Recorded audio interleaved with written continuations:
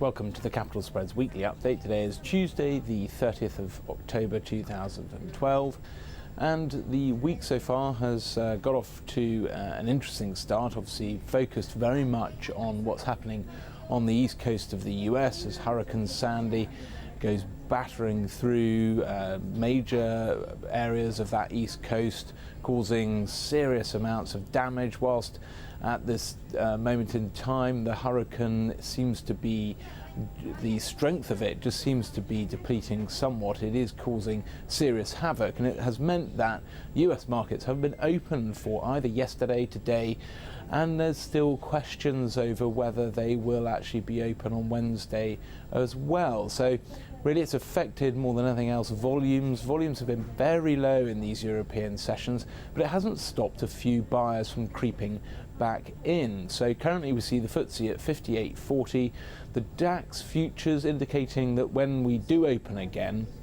we might see a little bounce at the moment. The Dow's at 13,110. Euro dollar at 2, just benefiting from a bit of risk appetite. Euro dollar at 129.60, cable at 160.80, gold is at 17.11, and Brent is at 109 on the figure. So as mentioned yesterday, US markets were closed, but we did see UK credit, consumer credit and mortgage approvals just slightly improve a little bit, and that really could possibly be down to the UK government's funding for lending scheme just filtering through there. So that's encouraging signs. Whilst it doesn't sort of indicate any major turnaround, it's certainly encouraging signs for the credit markets.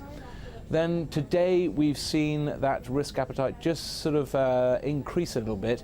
And that was probably down really to the Bank of Japan announcing its 9th round of quantitative easing. So it's got QE9 underway, and that really only follows just after a few weeks that QE8 was announced.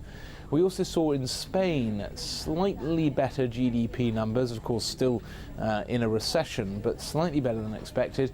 And also in the Eurozone, we saw consumer confidence around where analysts were expecting, not particularly good. We were meant to have US consumer confidence today. That of course has been postponed due to the weather conditions in the US, and we'll get that on Thursday. So tomorrow we get in the early hours UK consumer confidence.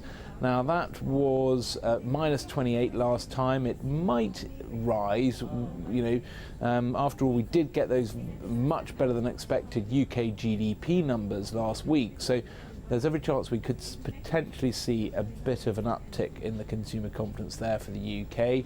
Then later on in the morning we get EU unemployment numbers. That's expected to remain around 11.4%.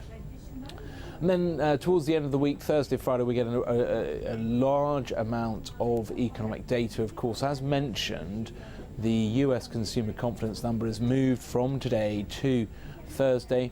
Also on Thursday we get to the PMI survey for manufacturing. That's expected to remain roughly the same, again below the 50 mark, which means that manufacturing here in the UK is contracting. And then we go into the US data. We get the ADP private payrolls. They're expected to come in at 135,000, down a little bit from the previous month of 162,000. We get the consumer confidence. That's expected to rise.